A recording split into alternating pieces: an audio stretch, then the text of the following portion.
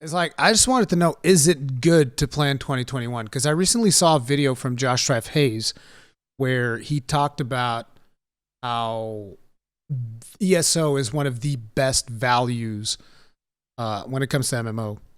And now with this deep discount, I'm actually thinking of buying it, even if just to have it, because it's a lot of content. So I'm thinking of buying it just to have it.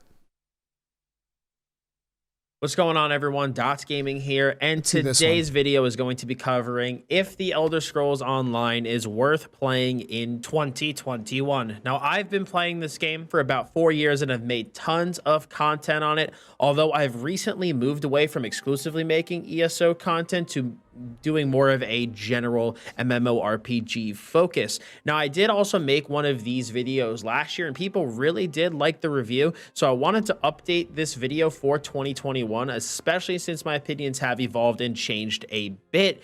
Now, we're going to be breaking down this review into 4 sections: about, pros, cons, and summary, and hopefully by the end of this video, you'll know if ESO is a game that you should give a shot in the upcoming year. So without further ado, let's get started.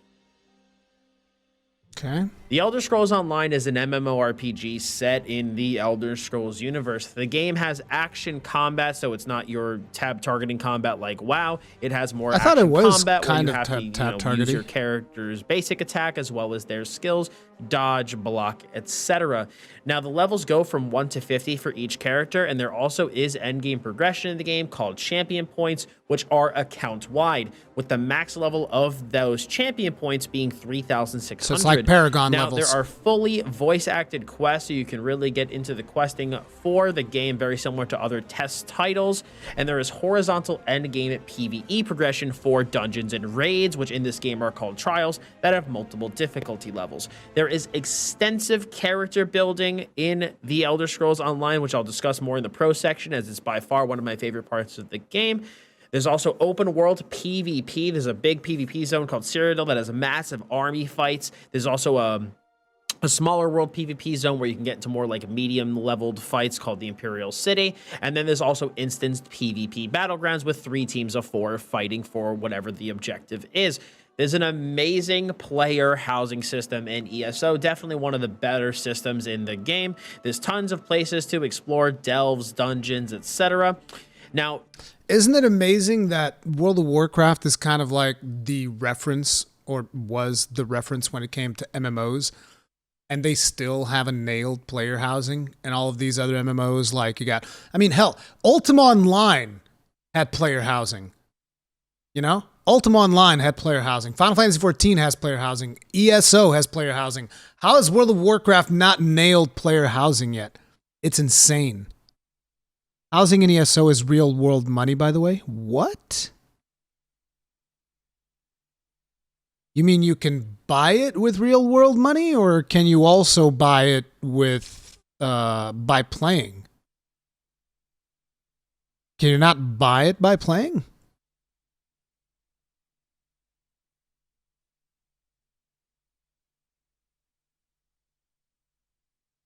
Damn. So you probably would need that subscription thing, the Infinity whatever subscription that they have in order to get houses. Because I've heard that you get like in-game currency for that. Yeah, Infinity Plus or whatever. ESO also runs a guilds trader system instead of a traditional central auction house, and it makes for an interesting in-game economy, which honestly, the trading is like a game in and of itself, with guild politics and trying to get traders in the world to make your guild store public. It's a really interesting system that some people love and some people hate. Now, ESO releases 4 content updates per year. They release 3, which they call DLCs, and they're essentially like smaller additions to the game. Usually it's like a dungeon, a new story zone, or maybe like a new like a mini raid or something. And then they also will do 1 chapter per year, which is kind of synonymous to an expansion. And it'll usually have like a raid, a class/skill line, or a new system added, and then a new zone. ESO is also buy to play. It does not require a subscription, although the subscription does come with a ton of perks, and I have a video that kind of goes more into detail if you want to take a look at it. Now, the subscription ESO is not pay to win. Its primary function is to make inventory management significantly easier and automatically give you access to new DLCs as they come out. But do note that with the ESO Plus subscription, you still do need to buy the chapter from year to year. Now, the biggest thing that's upcoming in this year with the new chapter, which is called Blackwood, is going to be a system called Companions, which are basically kind of like NPC characters that can cast their own skills that you can have wear whatever outfits you want them to wear, and they go with you on your adventures. They have their own storyline, certain activities that they like and dislike, so you have almost like a rep with the companion themselves. They have like their own story quests that you have to follow and do stuff with them. The system is still being fleshed out, you know, at the time of recording this video, as I'm recording this obviously before the chapter. So the system is still being fleshed out, but there are going to be, like I said, these NPC companions coming up. Wonder if you can like do dungeons with them up in that new chapter, and these companions can even accompany you in dungeons and trials, which is pretty interesting. Nice. Now, moving into the pros about the game, as we've kind of gotten a good about section going, let's actually talk about the things that are really good with ESO. The first thing being the questing experience. Now, the quests in ESO are all fully voice acted, so you can really feel like you're a part of the in-game world. I know when I was a new player, I really did enjoy the questing experience compared to other MMOs that I've played. It's very sandboxy in nature, so you can kind of pick and choose whatever zones or whatever quest lines you want to do and when you want to do them. Now, there is also a thing in the game called a zone guide, which will basically allow you to follow the storylines in the zone, show you things to do in that zone, etc. So you don't feel like you're just doing random quests and not sure if they're relevant. You can really follow this to know that you're following that zone story. You can also play how you like. Now, while there are 6 classes in the game, you can customize how you play your class a ton. Every class has access to all the armor types, weapon types, as well as non-class specific skill lines. So you can combine your class skills, your non-class skills, armor passives, and all these different things to make a character build completely of your own. Now, if you do want help getting started in the building department, and if this seems a little bit overwhelming to you, I do have my own website with plenty of character builds called dottsgaming.com. Whether it be for PvP, PvE, solo questing, leveling, I have builds that cover everything on my site, and if you want to try something yourself, though, you can absolutely do that, because in ESO, you can truly build your character in a unique way that you find fun and enjoy the game how you want. Now, ESO also has really fun combat. The combat in ESO is one of the things that personally keeps me coming back. Now, it's not a tab targeting game like I mentioned earlier, but rather action combat. So you have to block, dodge roll, use your basic weapon attacks, as well as abilities all together for the most success in combat. Now, the combat, especially when you get to endgame, is fast-paced and really, really enjoyable. Now, with that being said, I know some people do really dislike the game's combat and find the weaving mechanic of having to use your basic attacks in between skills to be a bit clunky. But personally, I do enjoy it, but again, it sounds almost like having to weave in off GCD skills in Final Fantasy XIV in between, you know, your skills. Like I think that's reasonable. I don't think that's a big deal.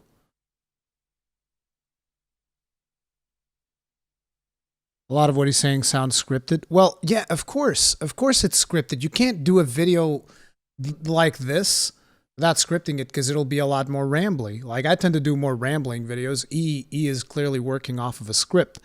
But in regards to inventory expansion, you can buy EXP boosts. Nah, that kind of sucks. I don't like EXP boosts. But then again, the maximum level is 50. Is it that big of a deal? I don't know. I never like EXP boosts. I'm not big on those. So, yeah. It's the animation cancel that bothers me, honestly. You essentially do animation canceling in Final Fantasy XIV when you interrupt your skill animations with off GCDs. That can be considered animation canceling. So, I don't know. I've heard Summit say that ESO is his favorite MMO. Yeah. He said not pay to win. Don't forget the champion point systems at endgame. So you can use the in-game currency to get those points.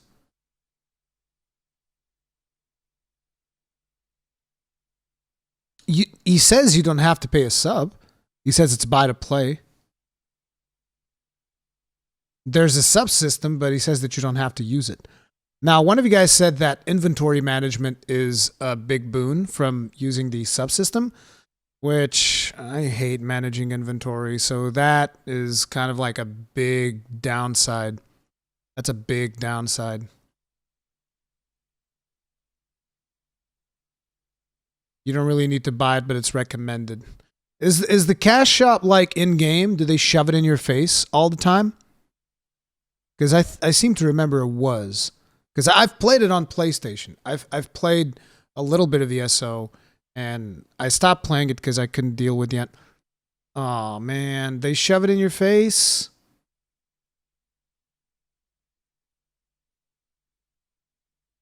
Ugh. Ugh. It's like I don't even. You come to expect a store in an MMO nowadays. You just expect it. It's just something that is always going to be there. Every MMO is going to have a store. Like, forget about it. There's not a single MMO that's going to come out in the future that is not going to have a store. Every single one of them is going to have a store. So it's like, okay, fine. There's a store. Can you maybe not shove it in my face so that I'm not overwhelmed and, driven to I don't want you to fuck with my mind to give you money. That's one of the things I love about 14 is that they don't shove the store in your fucking face.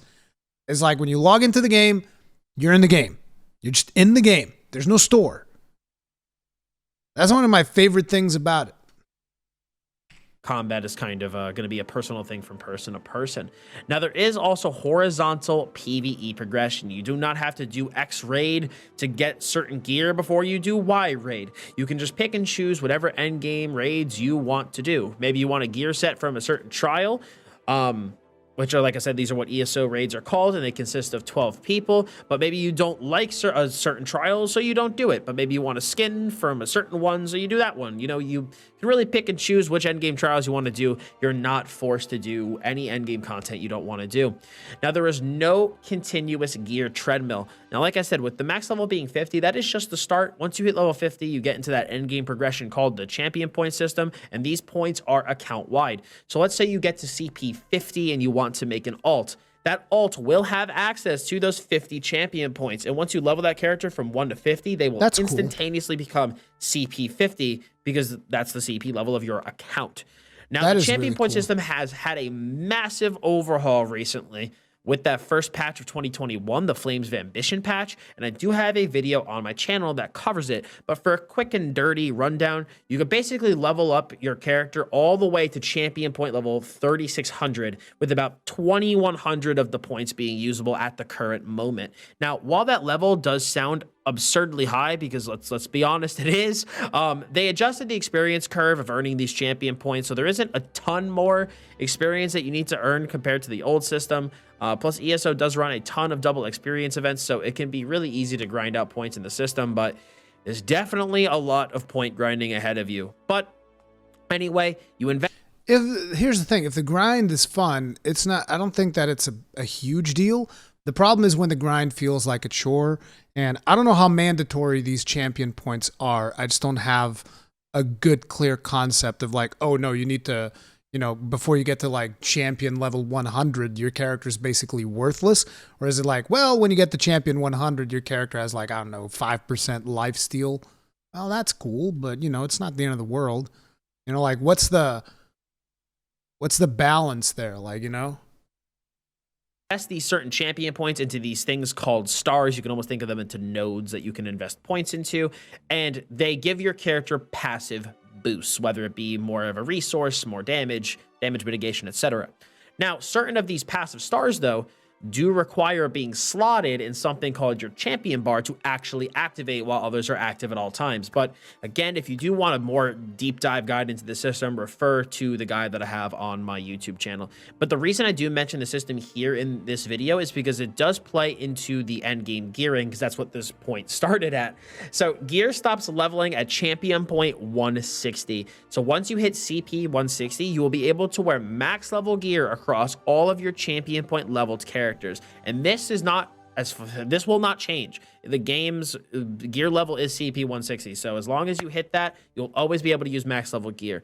And the best part is that all of your characters do share a bank. So you could pass gear in between different characters, which prevent you from having to re-grind gear over and over and over again for each character. Once you get gear, your account has the gear, not your character. Another thing is a personal one for me is PvP. It's an incredibly fun when it works. I want to make that disclaimer since it'll also play into my biggest con. PvP in this game is super, super fun. There's infinite customizability when it comes to making a build, so you can put something together that truly suits your playstyle. ESO PvP, though, does have a bit of a learning curve, but once you get it down, you'll really be able to appreciate the fun, fast-paced combat that comes with the game.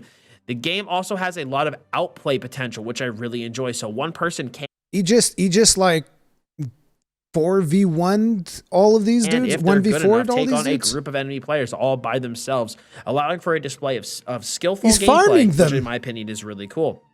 He's just straight up PvP farming them. Also does feature massive castle sieges in the PvP zone Cyrodiil, where the 3 factions in the game fight for dominance over the zone. And if you capture all of the castles surrounding the Imperial City, the person with the most PvP points for that alliance, which are called alliance points, is crowned the emperor if you have it for that PvP cycle, because there's like different cycles where the points reset per cycle. And so if you have the most points for that cycle, you get crowned the emperor, and you get a ton of rewards and power increases. There are also Daedric weapons that give their wielder incredible power, helping your faction fight back its enemies. So if you like this kind of large-scale PvP, you're really going to love Cyrodiil. But for those who like smaller engagements and instance PvP, the game does feature battlegrounds with various game modes where 3 teams fight to win the objective of the match. Another pro is that you can play with anyone. You can quest and play with anyone regardless of your faction or level due to the scaling within the game. This makes playing with friends and family who come to the game easier and puts less restrictions on playing with them. Yeah, see, this is something that a lot of MMOs don't do. Like, you want to level with someone in World of Warcraft, you guys better be at the exact same progression point, because otherwise it's not going to work out for one of you. You want to level up with someone in Final Fantasy XIV? Probably. I mean, unless you're both done with the MSQ and you're just leveling through dungeons, that's fine. But if you're still progressing through the MSQ, it's probably going to be a pain because you're constantly getting into scenarios that are single player only. I remember that with Guild Wars 2, it was actually pretty all right to level up with other people. You just go into a zone and do quests in that zone and events and stuff, and that was fine. But very few MMOs take this thing into account. They have this linear progression, and it actually makes it very hard to just team up with somebody else, which is something that MMOs should encourage. So that to me is actually a great friggin' feature, you know? It's actually a great friggin' feature. Nicholas Gordon 787, thank you very much for being Gross and Contest for 3 months. Tip of the hat, appreciate the support. Thank you. Keep in mind that the only time the faction restrictions do come into play is with that PvP zone Cyrodiil that I mentioned. There is also tons of content. The game has no shortage of content. Questing, PvP, in-game player housing, trials, dungeons, solo raids, trading, farming, crafting. ESO has hours and hours of content to keep you busy no matter what you enjoy. Okay, let's get into the cons. Now, moving into our cons section, ironically enough, the cons for me for ESO don't generally have to do with the game itself, but rather a lot of things surrounding the game. So my first and largest con for the game easily is the game's performance. The Elder Scrolls Online has a really bad reputation for having horrendous performance, and unfortunately it is true. During the primetime hours, that open world PvP zone I mentioned runs terribly. Between having low frame rates, your ping is going to spike around. Sometimes it will be okay, sometimes it won't. It's really just the luck of the draw from day to day. Even that in means trials, that in console you'll sometimes get it'll random be a frame rate pain. issues in certain spots, and others it will be fine. In addition, a new type of performance problem was introduced in 2020, which has added a ton of ability lag. Hey, what's the new feature we're adding to the game in 2020? How about a performance issue? It's not an issue if we call it a feature, right? To your skills, which happens sometimes. So sometimes you'll be trying to weave your basic attacks with your skills, and your character just kind of feels like it locks up and you can't do anything. And this gets extremely tilting when you're in a tough PvP fight and you just can't seem to finish off your opponent simply because the game won't let your character do anything. Now, with that being said, ZeniMax keeps saying they're trying to improve performance and are inspecting ways to fix the performance in the game. But with that being said, dude, fuck off with that. Come on. Oh yeah, we're working on it. Like, I don't even know what to say to that. When did this game come out? When did this fucking game come out? Come on, dude. What do you mean?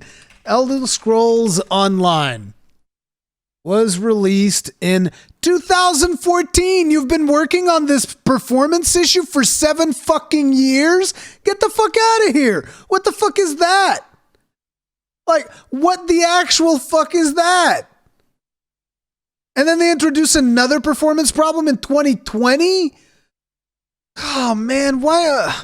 What is it about MMOs that it doesn't seem like a single developer can make like a proper fucking engine? Because like Final Fantasy XIV has issues with its engine. World of Warcraft clearly has issues with its engine. Probably World of Warcraft is the more stable in terms of performance one, at least from my personal experience. Jesus Christ, we played friggin' New Genesis recently, and that ran like ass on my 2060. So it's like, come on, dude, what is it? The problem is that most MMOs come out fucking busted. New World also runs like ass. Like, there's not a single MMO that runs properly. Can we make these games fucking run before we release them? Is that too hard? Jesus Christ.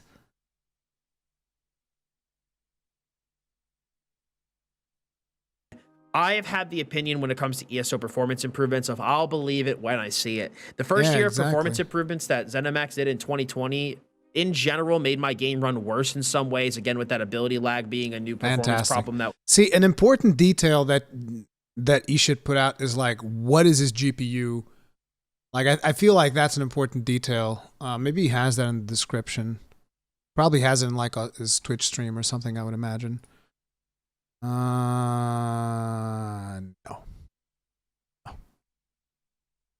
Was added, but there have been some improvements in other areas. But for me, most of the improvements in terms of performance came in non-combat situations, where most of the in-combat performance issues are still very present. Now, these issues are only... But it's like, you see, this is one of the problems that I have with the game. I'm sorry, I'm pausing a little bit too much. Let me just mute here for a second, and I'll tell you one of the problems that I have in the game. Like, just pay attention to the character. Look at this animation. You see the problem that I have with this? This is my biggest gripe with this game. Like, I get it, the combat may be real fun, but look at these animations. Like, what the fuck is that? Like, look at this in slow motion. If you look at this in slow motion, you're going to laugh your ass off. Like, watch. Playback speed, let's go to 0.5. Like, look at this. Lasers coming off of there. He jumps. That dude is firing in that direction for some strange reason. He stuns this dude. And his character animation is like... There's like no momentum behind it. There's no weight. There's no weight to the attacks. Even the arrows, like fireball to the face. Your character barely acknowledges it. It's like, I get it. Not all MMOs are going to have good animations, but Jesus. Is this me? Flinch free? Like, look at that. And he's instantly back up. It's like, This is the thing that takes me out of the game the most. Because, like, I've said it many times, I'm an animation whore. Like, if a game cannot provide me with good animation, it's very hard for me to get into it.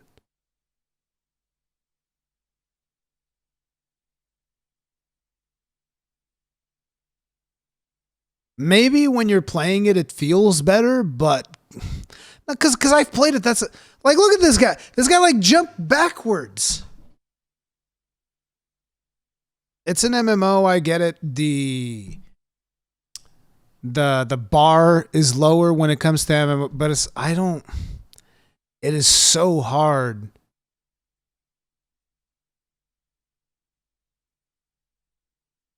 It is so hard. And this is what took me out of the game eventually. Like, I couldn't even look at my character's regular attacks. I just didn't think they were good. Anyway, let me put this back to normal and unmute. PlayStation 4, but note there is no crossplay. But the general made my game run worse in some ways, again, with that ability lag being a new performance problem that was added. But there have been some improvements in other areas. But for me, most of the improvements in terms of performance... The game is not designed for first-person, Kegrin. As a matter of fact, the first versions of this game, which I did play, the betas, they didn't even have first-person mode enabled. The first-person mode only came a couple of months after the game was actually released. It came in non-combat situations where most of the in-combat performance issues are still very present. Now, these issues are only exacerbated on consoles as well. For those who don't know, ESO is on PC, Xbox, and PlayStation 4, but note there is no crossplay. But these issues, these performance issues that I mentioned here, are going to be worse on console. Yeah, that's what I said. When you started talking about performance issues, I'm like, then you probably don't want to play it on console. On PC due to console's current hardware limitations. My next con for ESO is bugs. ESO encapsulates the meme, 99 little bugs in the code, 99 little bugs in the code. You take one down, patch it around, 127 little bugs in the code.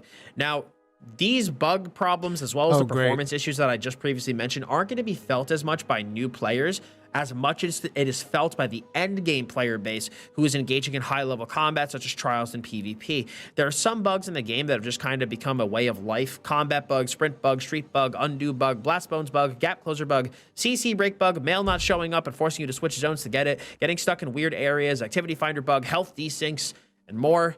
This is something that ZeniMax tries to fix from patch to patch. But while some patches... For 7 years, they've been trying to fix this.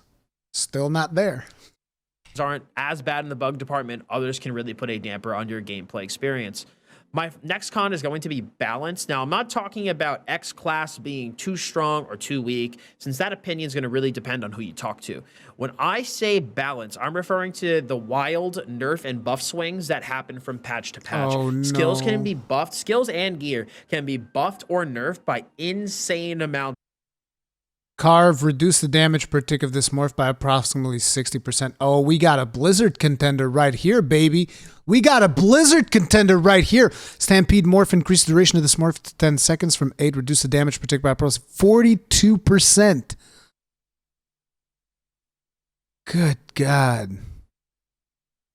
From patch to patch, which can very much lead to change whiplash or gameplay fatigue when it comes to the end game player base. You'll finally get a build assembled and tested and enjoying it, and then a new patch is going to roll around and it's going to nuke your build and make it unviable. And it's a worry that you have to have. You know, you spend all this time assembling a character build and you have to worry, am I going to only enjoy this build for 8 weeks before I have to change the whole thing, or am I going to be able to run it for a little while? So definitely is something that needs to be considered.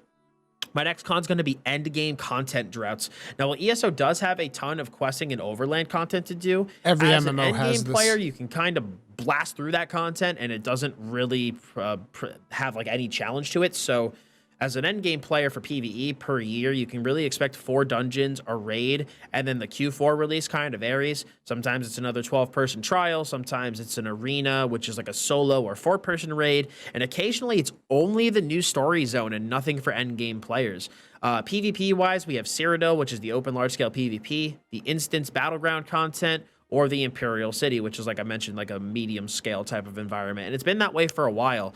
From a PvP player, your experience generally comes from the enjoyment of combat itself, which can get strained if bugs and performance are really acting up. Now, a new con that I wanted to add to this year's video that has definitely been brought up to me a lot by people that I've interacted with is very easy overland content. So for those who do not know, overland content in ESO is basically Open the world, world I would content, imagine? such as Yeah. questing through the stories, exploring delves, public dungeons, etc. Basically anything not instanced. Now, ESO's overland content is painfully easy, and it's a complaint that I've seen from a lot of newer players, and it's one that I echo myself. A good way to describe ESO's kind of questing experience is essentially it's like a graphic novel where you control a character.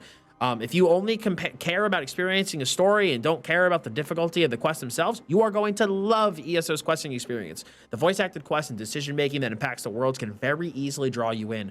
But if you're looking for something that has any level of difficulty, I don't think you're going to enjoy it. Personally, I found it really jarring to spend hours going through a quest line to face the big bad final boss of a quest line only to absolutely beat his face in with zero effort. Now, my final section is a should you play and slash like a summary type of section. Now, if you're a hardcore raider, I'm going to say it kind of depends. The raids in ESO are actually really, really fun, and the mechanics are very interesting, and I personally find the combat enjoyable. But you may have to worry about longevity since, like I said, ESO releases 1 and maybe 2 trials per year, although they do release 4 dungeons. Performance, bugs, and balance concerns should also be something to keep in mind, as the endgame content in ESO is what's most heavily affected by the game's performance problems. Now, there was even a period of time in 2020 where trials were basically unplayable for 1 to 2 months due to game-breaking bugs. Oh, however, my ESO's God. vet hard mode raids do pose quite the challenge for a raider. So that raid difficulty, combined with attempting to do the raid quickly and with no death for certain achievements, will give any hardcore raider a nice challenge. So raiding is really good in the game, definitely worth looking into, but again, keep some of those caveats that I did mention in mind. Now, if you're a PvPer, I'm going to give the same thing. It depends. If you're looking for ranked PvP, this is not the game for you. If you're looking for something more casual, if you're looking for massive, large-scale fights, trying to fight multiple opponents outnumbered and giving yourself a challenge, then this is the game for you. Performance, bugs, and balance concerns, again, should be something to keep in mind. Now, if you're a solo player or a quester, if you're looking for a really good story, absolutely. The game has an insane amount of questing content to get lost in, and it is something that they add to constantly. But again, just keep in mind that the quests are not difficult, so if you're looking for challenging quests, you will not find it here. Finally, if you're looking for like something like player housing, I'm going to give a resounding yes. ESO's houses are not only cosmetic, but they're functional. And I've seen people make some really crazy stuff in the game, and it's incredibly easy to get lost in. So if you are someone that loves player housing, ESO is definitely one of the best player housing systems that I've seen out of an MMO. Now, ESO is it's a great game for a casual player. If you're looking for an MMO that you can jump into, have some fun on, and then take a break and have your account not feel like it's behind when you come back, the game is great. If you're into housing and story quests, you will also love the game. If you're a player looking for a more hardcore endgame raiding, PvP, or dungeons experience, the game is good, but I do want to leave you with a piece of advice from a long-term ESO player, myself.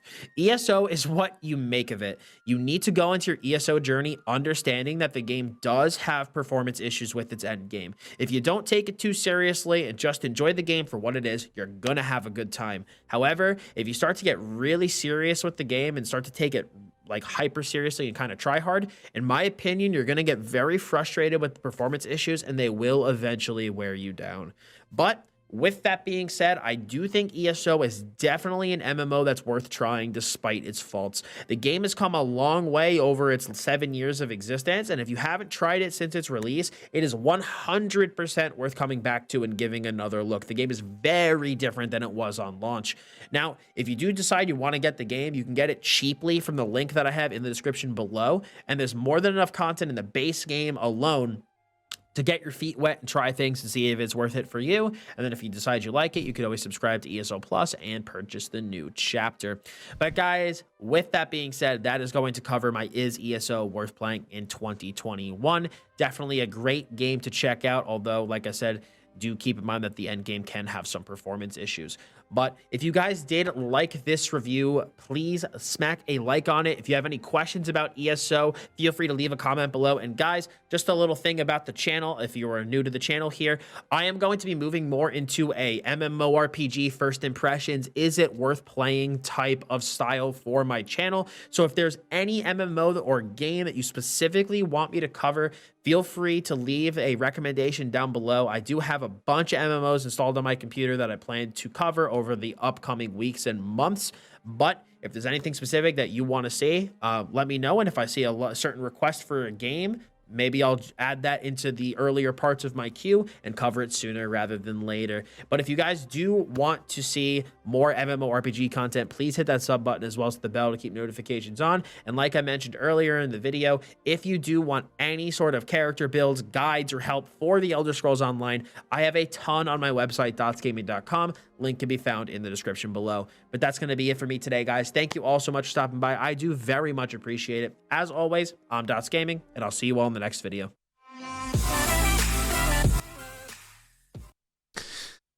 That's a pretty good video, gives you a lot of information, and I think it kind of turned me off of ESO significantly. The thing, though, is the price point, which is out right now, which is like 40 bones for a lot of content. I'm still like considering it, but overall, I don't know. I mean, game still has game-breaking bugs after 7 friggin' years. They can't get it right.